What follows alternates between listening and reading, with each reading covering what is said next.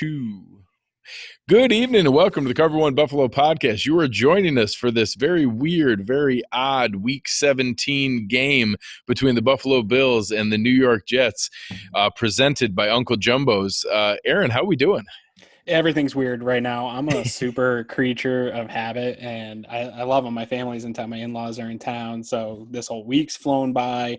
I've been relegated to my bedroom. I'm standing at my dresser in my bedroom, which is not normal for doing a show. So as a creature of habit, I'm all out of whack. It was nice with all that craziness going on that this game didn't matter at all. Obviously, some of the injuries scare you a little bit and that you take that stuff seriously, but otherwise, just kind of sit back, drink some beer, and watch football day today. Yeah, I mean, for some of the things that actually could come from today, we actually got some of the results we wanted. We got some Fitz magic at the end of the Dolphins game to upset the Patriots, and the Chiefs won. So now not only does Buffalo not go to Kansas City, which I didn't really want, we get to go to Houston. And Kansas City passed them for the number 2 seed and is going to make the Patriots play on Wild Card Weekend. We now get to root for the Titans to win and that make the Patriots have to tackle Derrick Henry all day. That seems like fun. Right. So, as long as it comes out, I don't think any of the injuries look real serious, but I'm curious about Levi Wallace's ankle, Taron Johnson's shoulder or his ankle. And Secchi did get carted off, they said, so I don't know if that was just kind of okay. You don't want such a large man walking on that to the locker room, but that could be bad. But obviously, they've been playing so far without him. But yeah, no, we don't know about the injuries, but it seems I think a lot of people are indicating that the Bills-Texans game might be the Saturday game, so that would be one less day of rest for any of the guys that got dinged up and would need a full week to recover. Injuries happen, though. It's part of the game, and we can get into a little bit more. If you're going to be mad at anybody, I saw a lot of yelling at Sean McDermott. Don't be mad at him in some of these injury cases. You got to be mad at the NFL. They're very limited to what they can do in a scenario like this. Guys have to play, and if you're out there, there's a chance you can get injured. Yeah, before we get into it too much, I want to thank our presenting sponsor, Uncle Jumbo's. Today is a good day to be able to enjoy a beverage, enjoy one of their nice drinks, whether it's their American vodka or any of their other good stuff with the country lemonade and everything that you can enjoy from a Bluesberry standpoint. Today would be a good day to do that because it's hard not to get anxious over a football game for a team you care about, and it was weird to try to process that today. So I could have used a little bit of Uncle Jumbo's today to be able to get myself through it. As we look into the game itself, we opened up. You had some of the starters get a series or two. It was about what we expected. The offense didn't move the ball too much. We didn't get a whole lot going. And it was really the low-scoring kind of blah game that I think most of us expected going into this. I wouldn't have minded a little bit more here. I wouldn't have minded a couple more exciting plays to kind of get some momentum going. I can't lie. I kind of wanted 11-5 just from the on paper standpoint. But having a game that didn't matter because we had already earned and locked up the playoff spot was encouraging to at least be in that spot. So from an offensive standpoint, Matt Barkley opened up 18 of 35 for 232 with no touchdowns and 2 interceptions. So Aaron, would you say we have a quarterback controversy on our hands? No, and maybe I'm hoping that Matt Barkley just did Josh Allen a solid and came out and intentionally had a bad game because it looked at times like an intentionally bad game. He was just missing guys entirely. So, yeah, no, there was a little bit of rumblings. You saw some of the radicals out on the Twitter and probably on Facebook if you're into that kind of thing, kind of clamoring for a Matt Barkley starting over the last couple of weeks. I think that has officially died down. Again, though, I think Matt Barkley in a pinch is okay enough as a backup. There's not a lot of good backup quarterbacks, but I think the role that he plays as Josh Allen's best friend, mentor, guy in the film room, supporter, clapper, poncho waiver, all those things are a perfect position for where he's at. But yeah, no, we're not going to be talking about Matt Barkley taking over the starting reins in this game. We're not going to have the Rob Johnson controversy here this year heading over to Houston. Yeah, thank God for that. It was nothing that I wanted to see. Both of us knew that wasn't an actual possibility, but I just didn't want to deal with it in my mentions and people trying to tell me that was a thing because we have another one of those that's coming up here in a moment. From a run game standpoint, we never really got a whole lot going. I had clamored for TJ Yeldon to get more run, and he did look okay in the passing game, but you had mentioned it in the pre-show kind of warm-up here. He didn't look great running the ball. Frank Gore was 6 for 26 yards, and and Yeldon was 7 for 18. So besides a couple of nice jet sweeps to Isaiah McKenzie, we really never got much going from a rushing standpoint. I didn't hate what I saw from Frank Gore to start this game. He had the 4.3 yards a carry. Frank Gore, I've said it all along, he's in a weird role when Devin Singletary and him are in, because they're obviously making Devin Singletary the primary back in this offense, and for good reason. But Frank Gore is the kind of guy that I think he thrives off getting a few touches in a row, being kind of that guy. And I don't think he can produce necessarily at the level that Devin Singletary can, so I understand why they're going that route. But I think he's a better back than TJ Yeldon, but he's limited when they kind of just use him here and there. And I don't think that he can get going. So it's a kind of a weird purgatory for Gore to be in, but I think he finishes the season in the role that he's been in. And I don't think TJ Yeldon did anything to show us he is who we thought he was, a guy that could be a pass-catching back out of the backfield, but he doesn't do a whole lot for this team from a rushing standpoint. I don't think that you can swap that out going into the playoffs with the success the Bills have had so far this year. No need to rock the boat in that sense. Yeah, I'll say, it didn't do anything. When you look into the passing game, it started slow. And I did give Duke Williams a hard time for running a 4-yard route on 3rd and 6. Joe Marino pointed out a couple of things mid-game that he was over-celebrating a 7-yard catch that they had to waste a timeout because they weren't going to get back in the huddle. And just a couple times where you're not in the right spot. I'll say as the game went on, you can see some of the physical talent really start to show up, and that 6 out of 12 targets isn't great. I counted 3 drops. That's not great. But the man caught 6 catches for 108 yards, and I'm not going to go out of my way to bash a guy that went 6 for 108 in a game that, whether it mattered or not, he was being covered by NFL caliber guys on the Jets side. And I'm proud of him. I'm happy for him. I think that's a great showing, in that I'm impressed that he has had a great attitude this whole time, not being bitter about not getting playing time, has bought in, been appreciative of the opportunity, said all the right things. And when he got his moment today, he had a nice game. And I thought that was nice to see. I think developmental wise, if you step back from the emotional and looking for every type of competitive advantage you think the team can have, when you step back developmentally, I think this has been a really good year for Duke Williams. He got a little bit of playing time. He basically got Zay Jones removed off this roster. That's a positive for him in his development. I think he just came down to, this is something we talk about a lot, it came down to the types of players on this team. And I know everyone says, well, he's the type to go up and get it. That doesn't seem to be Josh Allen's MO for targeting wide receivers. He just, whether or not that's the chicken or the egg, in that he doesn't have those guys who doesn't do it, or he's just not that quarterback yet. What Brian Daboll seems to like is, and this is the argument I have a lot, is Isaiah McKenzie produces in this offense even when he doesn't show up on the box score. He's a big part of the jet sweep. Those motions dictate a lot of what the defense is doing. They're trying to push the defense into certain coverages, expose their hand. That is a role Isaiah McKenzie does. And whether or not you think that's an important role, Brian Daboll does. And he believes that helps Josh Allen. Robert Foster is another guy. My mentions are blowing up. Just don't play Foster. He's carved out a really nice role in special teams. He's been a good gunner.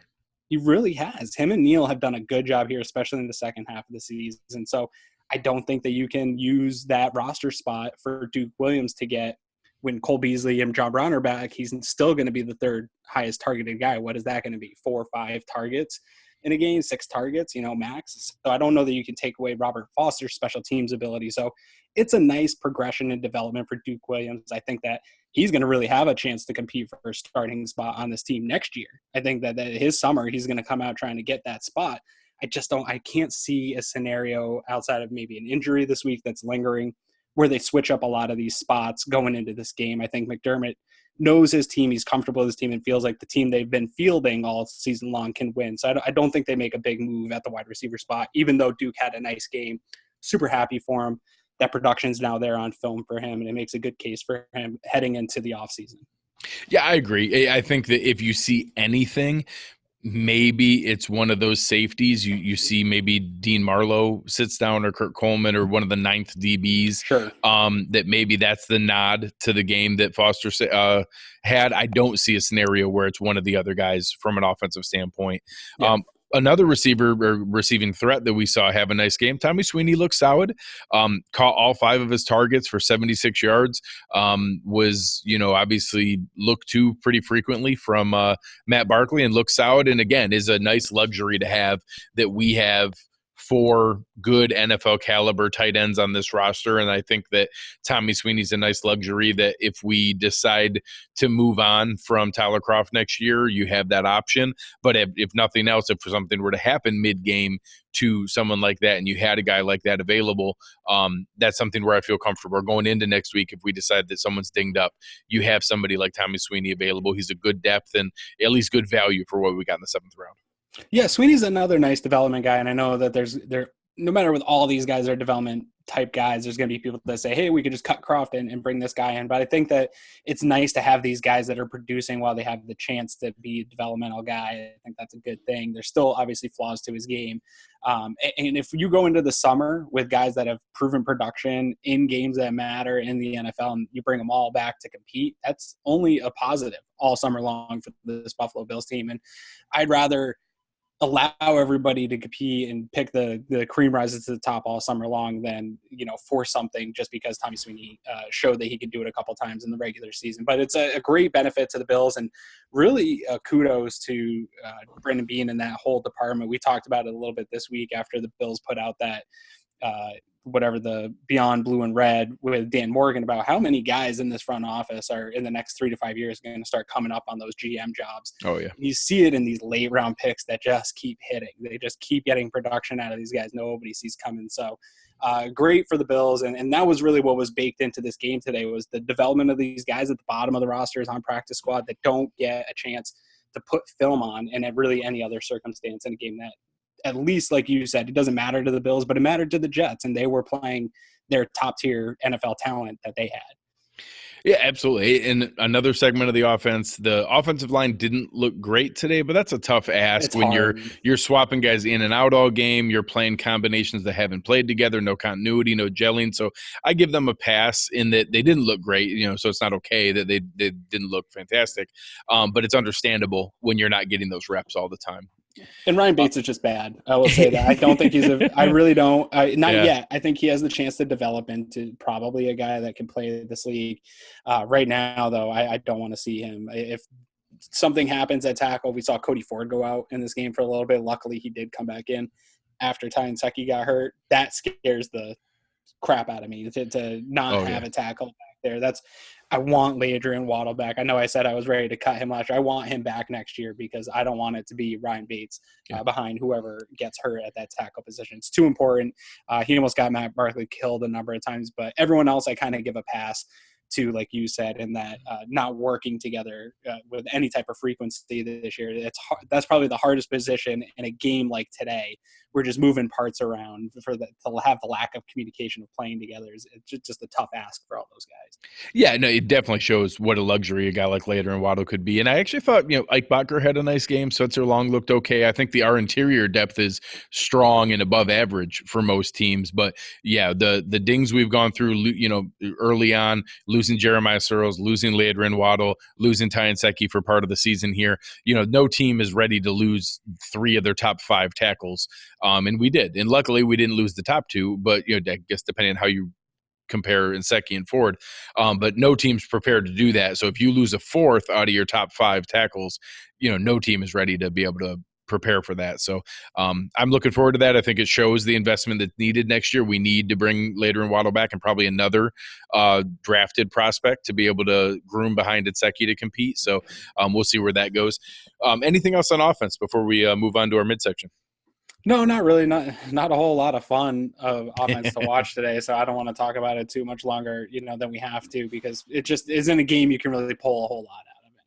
Yeah, I agree. And this is where we normally talk about the Uncle Jumbo's responsible play of the day. And a situation like this, we talk about our presenting sponsor, Uncle Jumbo's, and what they do as far as, giving lots of fun things to be able to enjoy. And you can go a little overboard.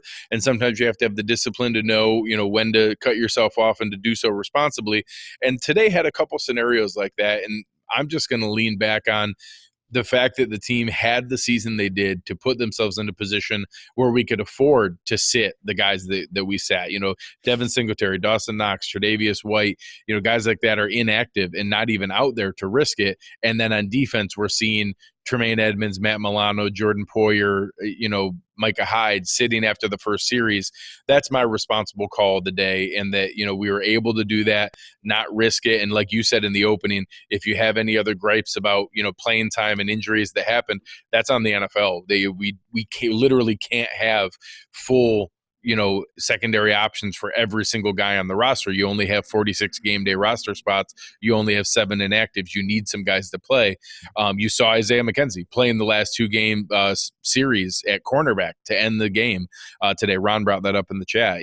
Having situations like that are tough, and why I thought it was a great luxury. So I was happy with the way that McDermott handled it today and being able to do that. So that's my Uncle Jumbo's responsible play of the day. What did you see today?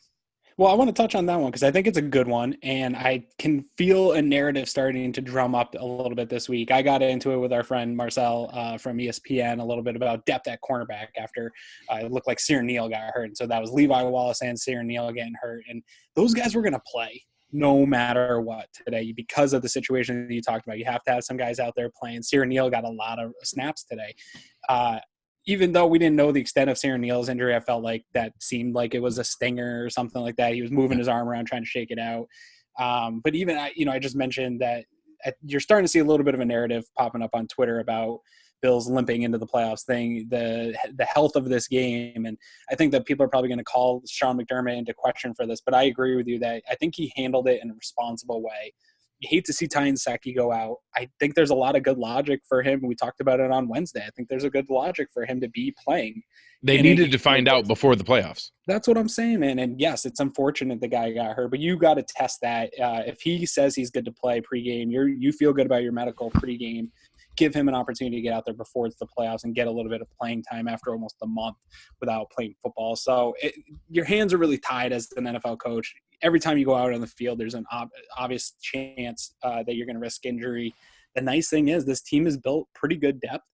Not across the board. There's some positions that for sure lack depth. Cornerback's one, I think, that has pretty good depth here. So when you lose a Levi Wallace, it's not like Sharice Wright is going to be starting against the Houston Texans next week. You have Kevin Johnson, who's had a good season so far.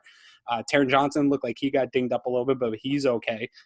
It's week 17 of the NFL. Nobody's 100%. There's going to be guys dinged up here throughout the week, getting treatments and things like that. But I think overall, relatively, McDermott did a pretty good job of managing who you sit, rep counts on some of these guys, and just getting through the rest of this game in the second half. There's really, his hands were tied. My responsible player of the game or play of the game was Matt Barkley. Actually had one good play, I thought, where he hurried up to the line. They saw New Jersey Jets were subbing in and out, and he got him on the 12-man on the field, and he would have got the first down anyway with a quarterback sneak.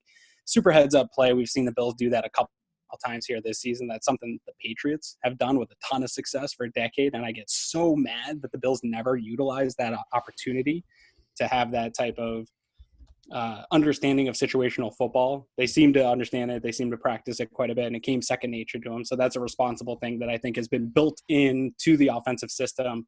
They see the triggers, they go and do it. There's no hesitation to get that done, and then you pick up the free first down. So kudos to them, and I guess that probably falls more on Brian Daboll than it does on Matt Barkley. So kudos to Daboll on that. Yeah, and I think that's a great call as well. And to see some, noticing things in the moment, being able to take advantage, do those kind of things. And we appreciate Uncle Jumbo's being our presenting sponsor here, and look to make sure that we can encourage you guys to enjoy their products, but enjoy them responsibly. So looking onto the defensive side of the ball, I thought they started out really well.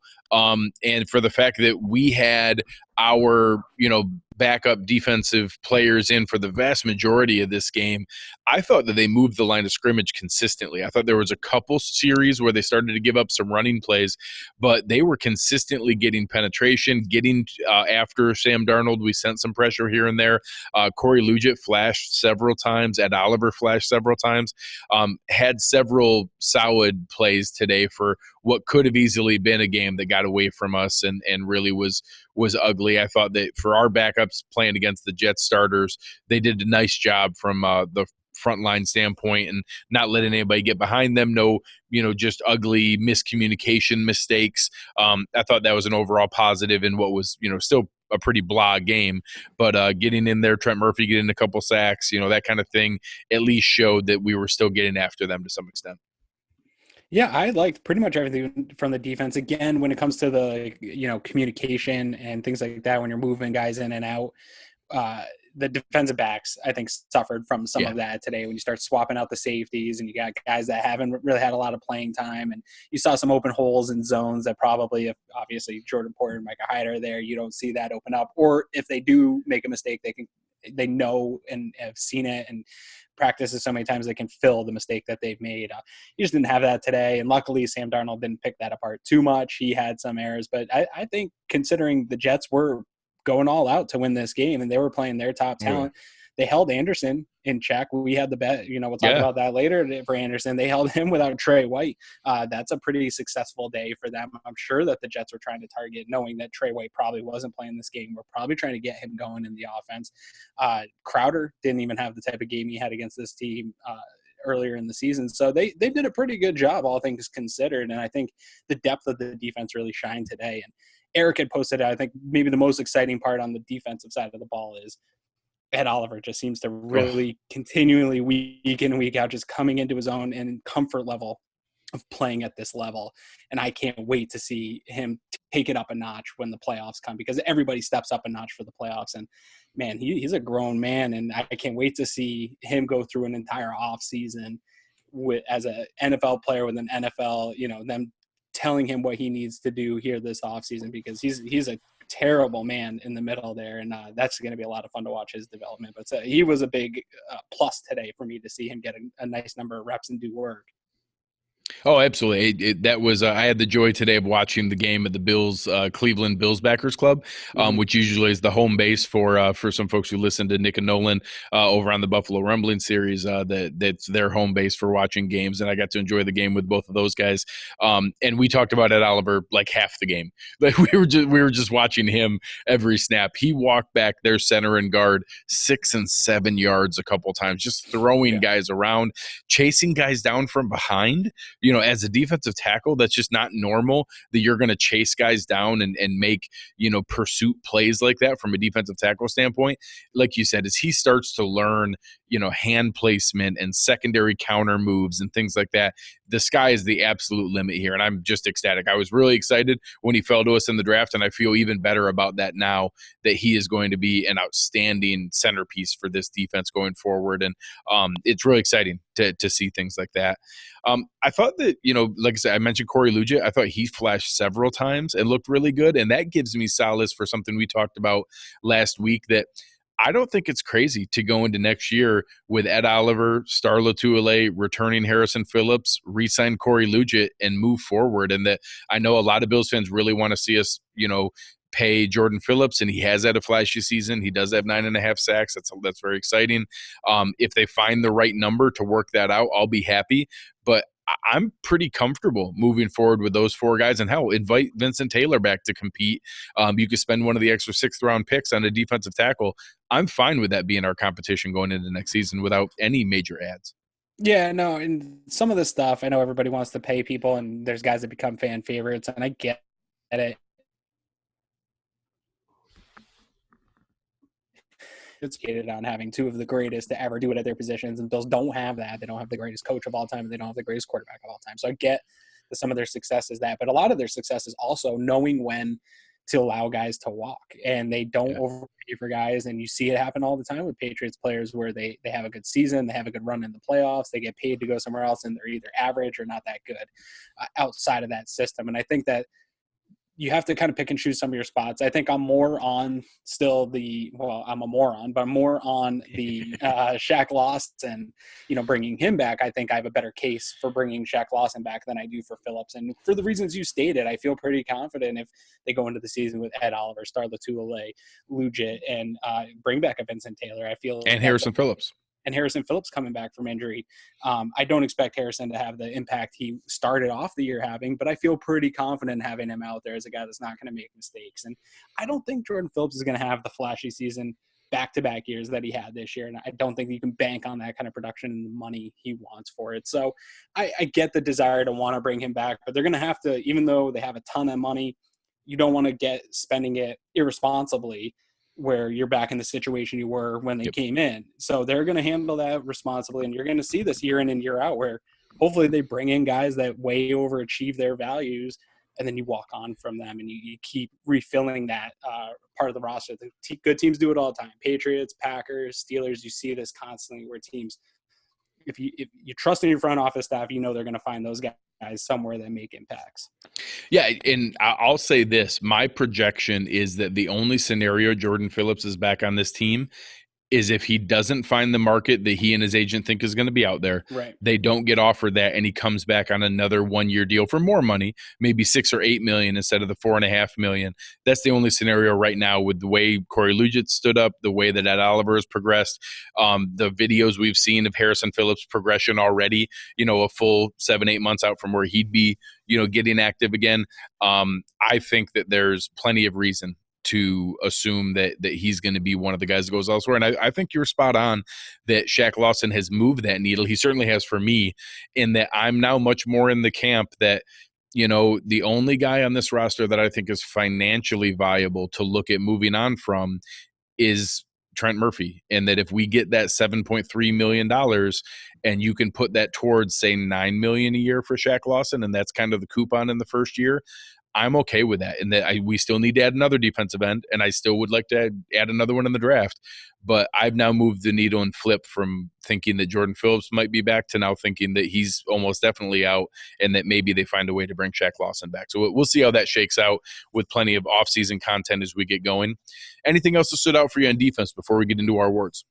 Yeah, not really. I liked how they, again, handled the day. You didn't see Jordan Poyer and Micah Hyde out there too much. I think they got 2 series, maybe each, a quick series. And then same with, Milano and Edmonds. And that was my big fear as far as resting and enjoying this weekend, was seeing some of those top-notch players out there for too many snaps, or they just roll up on somebody or an awkward tackle or something like that. So that was probably my favorite part about today, was seeing all my favorite players, which most of them are on the defensive side of the ball, have a nice just couple, preseason-esque, go out for a couple series, run around, come back, throw your cap on, and enjoy the rest of the day. So that was the best part of the defensive side of the football for me. Yeah. So a couple of our closing segments here today. We've had our wagers continuing on here. Today, we had a handful that we had going on rushing yards for TJ Yeldon. We had receiving yards for Robbie Anderson, and we had catches for Duke Williams. And I see a trend in these 3 wagers, Aaron. You won them all. I did. Winner chicken dinner thing. I got to update the sheet, though. I don't have the total points. I thought I entered last week's. I got to go back and re-enter those. So I know that you're in the lead. I don't know by how much. I think that puts me up by 5. I think that puts me up by 5. There's a chance it puts me up by 7, because I think I won 2 out. I think I won 2 out of 3 last week, so I got 3 points, and I was down 1. So I think I was up 2 going into this week. So if I won these 3, that might put me up 8, but we'll have to check. Okay, I'll double check. I know you're winning, and it looks. I'm not gonna. I hope that we have more than 1 week for me to catch up, because it's hard to make a 5 or 7 point swing in 1 week's time. So I'm hoping that the Bills win just so that I can catch up in these bets. That's at least at a minimum. That's the only reason they should. So looking forward to our gruntled and disgruntled. We'll start on the negative side, end on a positive here. My disgruntled was Matt Barkley, and I know we opened it up at the top of the show, but this reinforced. I know no one was being serious. It was coming up on the 20-year anniversary of the madness, and I talked about this, that I can't imagine if you and I had this show 20 years ago and that we went into this exact same scenario where Doug Flutie was a starting quarterback for 15 games, had a meaningless week 17. Rob Johnson started, and then all of a sudden he starts in the playoff game, and that there were other circumstances. Johnson was the younger player. He had just got paid by Ralph Wilson. He had a really great game against Peyton Manning. I get there were other things, and the story is that Ralph Wilson forced Wade Phillips' hand.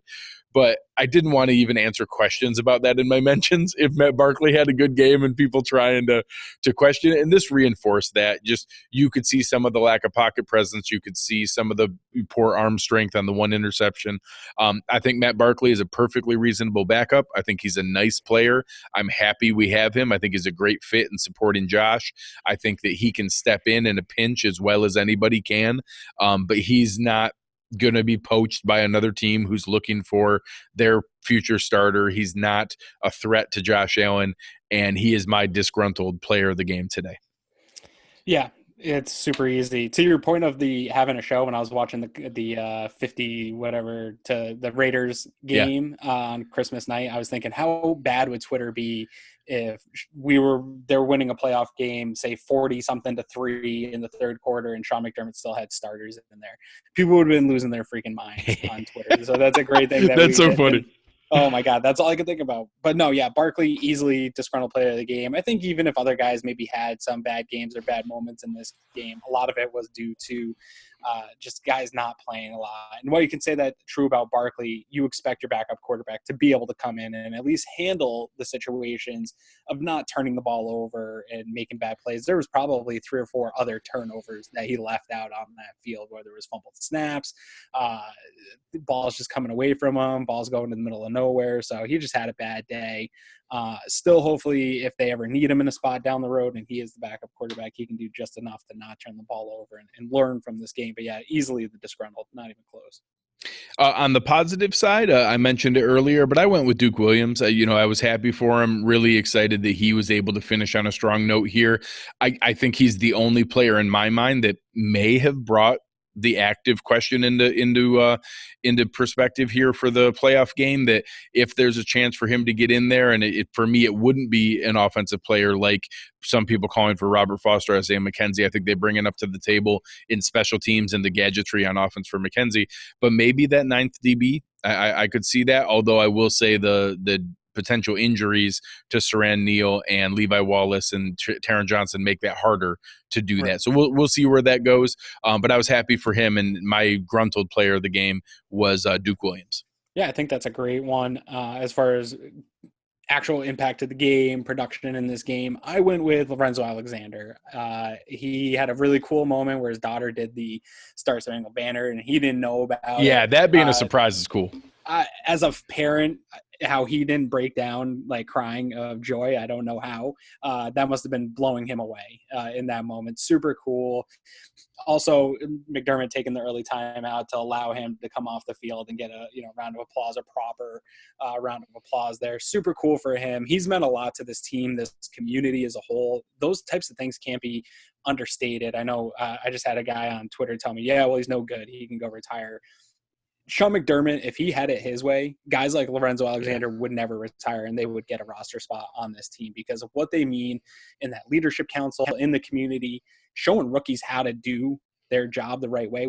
They talked about it a lot with Ed Oliver. I think the problem with Ed Oliver early in the year was getting his routine down, becoming a professional, learning how to be a professional. Guys like Lorenzo Alexander set that tone in your locker room on that side of the ball. So he's invaluable to this team, and you saw the respect that Sean McDermott and the organization as a whole for him to have that today. And unfortunately for me, I think it's 100% sign that he is going to decide to retire after the year, and that bums me out because he is he's a very special guy in a league full of a lot of talented players, but not a lot of men that are at the quality of man that Lorenzo Alexander has and have the story that he has. And I hope he continues like Kyle Williams did in that role of coming back and being in campus and being with the players and have his hands on the players in that same role and just being a part of this organization moving forward. I agree 100%. And I sadly agree that this 100% solidifies that he's retiring. They wouldn't have done putting him back out there for the second series, taking the time out to let him get the ovation, the surprise with his daughter singing the national anthem. Those aren't things you do for a guy who's coming back. And that he even made comments that, hey, I don't want any of that attention to be about me. That's disrespectful to the team. That's not what you say if it's a 50-50 decision and you're not sure. You would just say, hey, I'm not ready to make that decision. That'll come in the offseason. That's an easy blow-off question. If your answer is, oh, that's not fair to the team to talk about that being my last game, I don't want to take attention away from them, that's him letting you know the answer. So I'm happy for Zoe. I certainly appreciate all the votes that I see on the Twitter stream on the Walter Payton Man of the Year. Very deserving. He's a genuinely good man, a genuinely good person and leader, someone I'm happy has been in this locker room. And honestly, I'm looking to see who's ready to step into that next year. That 2 years in a row, having Kyle Williams and now Lorenzo Alexander retire is no small matter. And that when people talk about some guys like Star Latuile, like Trent Murphy, like Lee Smith, like Patrick DeMarco, that are some of the names that people go to first as far as getting rid of them or upgrading them, keep that in mind, that that's a piece of that puzzle for veteran leadership that Sean McDermott's going to be looking towards, and that we need people to step up into those roles to be that leadership council. He talks all the time about player-driven leadership, and that I think that's a legitimate piece of the puzzle there of what they're going to be looking towards to be able to bring someone in and still be in that role that Kyle and Zoe has had the last 2 years. I absolutely agree, and I look forward to seeing who steps up in that role. Right now, I'm leaning towards, I think Micah Hyde is becoming that guy on this team, that he's going to be that Lorenzo Alexander type leader. But we'll see. It's going to be fun to watch. I think the second year you could see that from Cole Beasley as well. That's another name that I'll look towards to see where they step up. So it's been a fun but hectic holiday week, Aaron. We've had a hard time being able to get things together here, but we are now ready to preview a playoff game as Buffalo Bills podcasters here. How does that strike you? It's my first one with you, so I'm really excited. And this one means a little bit more in the sense that the Bills didn't back into the playoffs, so some miracle magic, just happy to be here. I think while I am happy to be there, and I think just being in the playoffs is a success for this 2019 team, I do have the expectations that they can hang with any one of these teams that are in the playoffs, and that's exciting for me. I can't wait to really start breaking down Houston. I won't lie, I started a little bit last week, just taking a look at them. I'm really interested to see what Eric comes up with. Last time we had the playoffs, he had a huge breakdown for how to attack the Jacksonville Jaguars, and I'm really excited about this and really looking forward to the opportunity to talk to you here later in the week as we ramp up for maybe a quick turnaround for a Saturday game if that rumor is true. So a very exciting week ahead for all of us Bills fans. Absolutely. Same thing. Can't wait to get into this. Really excited for a game that matters. For everybody who's listening, the games, other ones fell the way that we talked about. The Patriots got upset. The Chiefs won. They locked up the 2 seed. That bumped the Pats down to the 3 seed. The 4 seed is going to be right now. The Titans are winning 14-7, so it looks like that's going to be solidified with the Texans were already the 4 seed, but possibly the Titans being that last playoff team. That's going to put them into a spot where it's going to be interesting for the Patriots to host the Titans and have a physical team, and then they're going to have to go on the road to Arrowhead in the next week. So definitely excited to be able to watch a more painful path for the Patriots and watch the Bills head down to Houston in a game that I think is a legitimate game, and we'll get into the details here as the week goes, but looking forward to being able to talk about a game that I think the Bills have a chance to make some noise in. So where can the Bills fans and Bills Mafia find you? You can find me in the Cover One Premium Slack channel all week long. That's going to be a lot of fun this week. We've been waiting for this for a while. And then you can find me on Twitter at AaronQuinn716. Absolutely, Matt. You can find me there as well. I wish I could spend more time in the premium Slack channel. Right now, I'm in a bit of a vortex, spending time in a place that doesn't have an internet connection, as you can see me hosting here from this lovely Panera. So looking forward to getting back to civilization here soon, but going to be previewing the game, having a good time. You can find me on Twitter at Greg Thompsett, GregTompsett. And you guys have been listening to Cover One Buffalo, and we are out.